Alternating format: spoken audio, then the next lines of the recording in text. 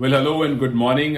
Bangladesh South Africa group D is wide open now. जी हाँ, हम चाह भी यही रहे थे कि यार साउथ अफ्रीका जीत जाए, क्योंकि अगर साउथ अफ्रीका जीतती है तो नीचे वाली टीम्स जो हैं वो हैम्पर नहीं होंगी, उनके चांसेस बने रहेंगे, नेपाल के चांसेस बने रहेंगे। और ऊपर जो है देखो मुश्किल यहां पर कुछ। अभी एक बात आप मुझे बताओ, क्या बड़ी और छोटी टीम के बीच में कोई फर्क पता चल रहा है? क्या ये पता चल रहा है कि बांग्लादेश और साउथ अफ्रीका खेल रहा है? नहीं पता चल रहा है। क्या आपको पता चला था कि नीदरलैंड और साउथ अफ्रीका खेल रहा है? नहीं पता चला था। तो जैसे आपको पता चला कि साउथ यूएसए और पाकिस्तान खेल रहा है? नहीं पता चला। तो ये जो ग्राउंड्स हैं, ये जो पिचेस हैं, ये ऐसी नहीं है।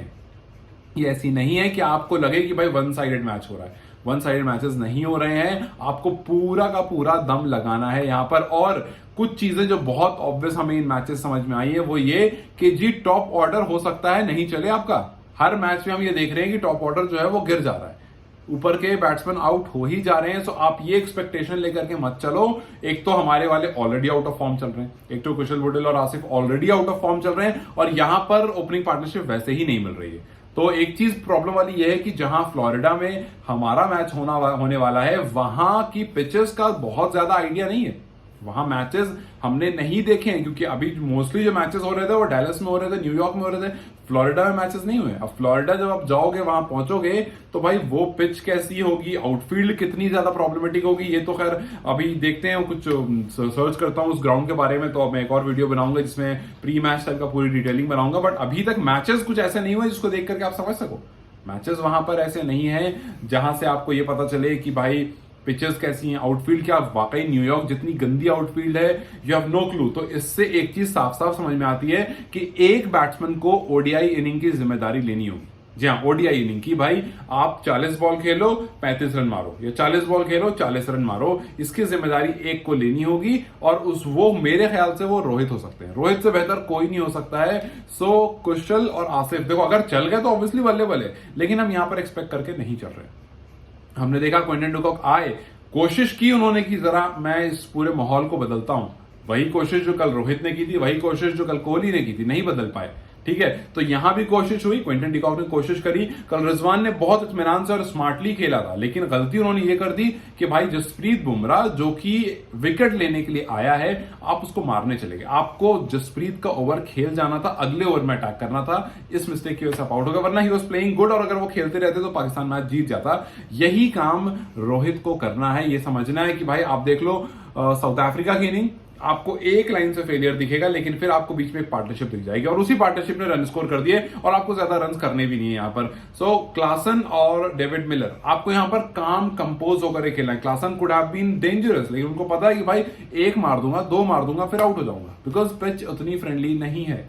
सो वी एक्सपेक्टिंग कि हमारे ओपनर्स नहीं चलेंगे। देखो चल गए तो बहुत अच्छी बात है, बट बिकॉज अभी तक की जो सिचुएशन चल रही है, हम ये लेकर के चलेंगे कि भाई रोहित, कुशल मल्ला, कोई जिम्मेदारी ले लो, आप छोटी छोटी पार्टनरशिप की ले लो। दीपेंद्र आयरी, आज आप 6 बॉल में 6 छक्के मारने नहीं जाना हमें।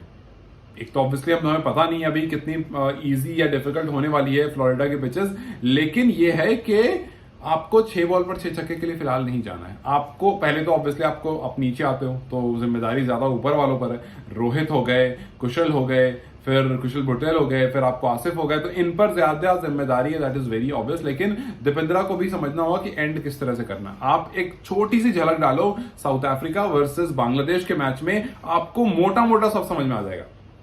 सबसे पहले रीज एंड्रिक्स आते हैं जाते हैं, ठीक है। क्विंटन डिकॉक कुछ खास कर नहीं पाते हैं। ईडन मार्करम पर भरोसा था, मुझे लगा था ये बंदा इस पिच पर काम करेगा, बिकॉज उसका प्लेइंग स्टाइल कुछ ऐसा ही है, कुछ नहीं खास हो पाता है। फिर उसके बाद ट्रिस्टन स्टब्स को कह रहे होंगे भैया हमें क्यों लेकर आ गया, लेकिन क्लासन और डेविड मिलर ने समझदारी से खेला। क्लासन ने 44 और 46 की। अब आप समझ जाओ क्या करना है। आप समझ जाओ कि जब नेपाल खेल रहा होगा तो वो कौन सा बैट्समैन है जो अगर 45-46 बॉल्स खेल ले तो 40 रन बना सकता है। मेरे दिमाग में रोहित पटेल ही आ रहे हैं, बिकॉज उतनी कामनेस उनमें ही है। कुशल 2, 4, 5 बॉल 10 बॉल खेलेंगे, उनको लगेगा सही तो आ रही यार, खींच देता हूं एक। सो वहां पर यह समझना होगा कि एक आदमी को रोहित के साथ खड़ा होना होगा। You just have to make sure कि रन्स जो है वो रुके नहीं। आपको बहुत ताबड़तोड़ नहीं करना, बट रन्स जो है वो रुके नहीं, और जितने भी रन्स बोर्ड पर लगते हैं उसका प्रेशर नहीं लेना है। बिकॉज जब 113 मार के टीम जीत रही है, जब 119 मार के टीम जीत रही है, तो कुछ भी हो सकता है। वहीं अगर बांग्लादेश की बात करूं तो बांग्लादेश का ये मैच था बिल्कुल जिस तरह से हमने मैचेस देखे हैं, लेकिन जैसे मैचेस इस T20 वर्ल्ड कप में हो रहे हैं उसके कंपैरेटिवली आप बांग्लादेश को कोस नहीं सकते हो। हाँ, ये कह सकते हो कि जी लास्ट में फुल टॉस मिल गई थी यार, लास्ट में वो खींच देना था। एक अनफॉर्चुनेट बहुत हुआ उनके साथ के पैड पर बॉल लगती है, महमूदुल्लाह के अपील होता है, अंपायर आउट दे देता है, बॉल जो है वो चौका चली जाती है। लेकिन क्योंकि अंपायर के आउट देने के बाद बॉल जो है वो डेड हो जाती है, वो कहीं भी जाए मैटर नहीं करता है। उस रीजन से बाद में जब आपने डीआरएस लिया तो नॉट आउट था, वो 4 रन आपके काउंट नहीं हुए और आप उसी 4 रन से हार गए। लास्ट में बांग्लादेश 4 रन से हार गया और वो एक चौका अगर काउंट हो जाता तो मैच नहीं हारता बांग्लादेश, मैच जीत जाता या ड्रॉ हो जाता, जो भी। लेकिन कुल मिलाकर ये है कि लास्ट में आपको 11 रन मिले थे, आपके पास अच्छी बॉल मिली, महमूदुल्लाह को अच्छी बॉल मिली, वो हिट नहीं कर पाए उस बॉल को पूरी तरह से और बाउंड्री लाइन पर माकरम ने बहुत जबरदस्त कैच पकड़ लिया। तो यहां पर कुल मिलाकर एक ही चीज समझ में आती है कि आपको छोटी छोटी पारियां खेलनी होंगी और एक किसी को जिम्मेदारी लेनी होगी कि भाई ऐसे अगर बॉल इस तरह से अनइवन बाउंस कर रहा है, बॉल थोड़ा परेशान कर रहा है, तो जब तक आपके स्लॉट में बॉल नहीं है उसको रहने दो। वो कहते हैं ना कि 6 बॉल खेलो, बॉलर खुद एक बॉल देगा जिसमें आपको पता चल जाए कि ये बॉल मारने वाली है, तो बस वही करना है। और रिजवान जैसी गलती नहीं करनी है कि भाई आपको पता है कि ओपोनेंट का सबसे अच्छा बॉलर यही है और उसी को मारने जा रहे हो।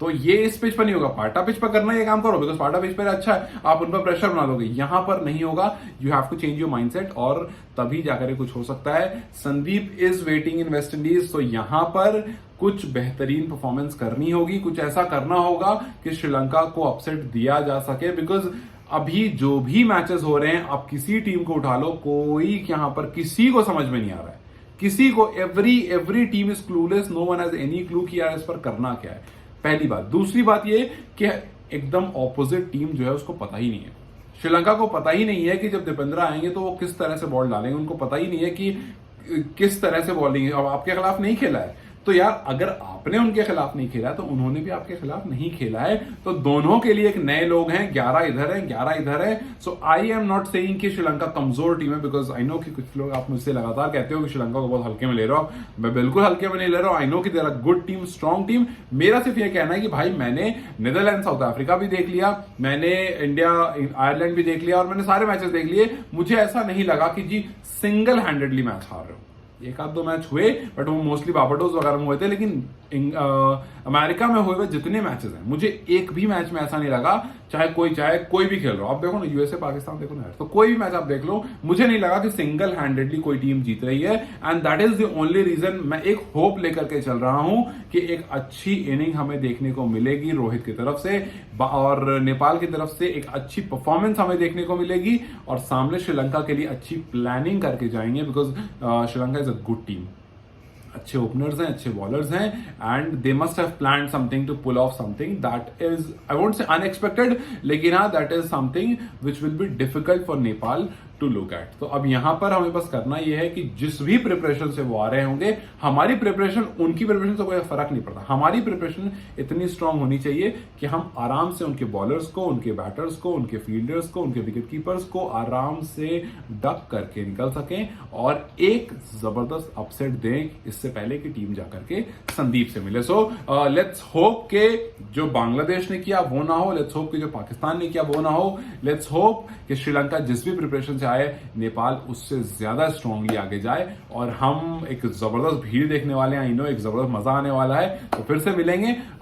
मैं कोशिश करता हूं शाम में एक प्रॉपर प्री मैच टाइप की वीडियोस, एनालिसिस, किस तरह के कौन किस पर कितना भारी पड़ सकता है, किसके वर्सेस किसका होगा, एक प्रॉपर ढंग से एनालिसिस करूं। अभी फिलहाल तो बांग्लादेश और साउथ अफ्रीका के मैचेस से ग्रुप बहुत खुल गया है और नेपाल की होप्स जो है वो ऊपर है। हालांकि नेपाल 4th पॉइंट पोजीशन पर है, माइनस में नेट रन रेट है, तो कुछ चीजें हैं जो नेगेटिव में है लेकिन कुछ चीजें पॉजिटिव में भी हो सकती हैं। So let's just hope that things will go on a good note. Till then, you guys take care. I'll see you in the evening. You guys take care. Bye bye.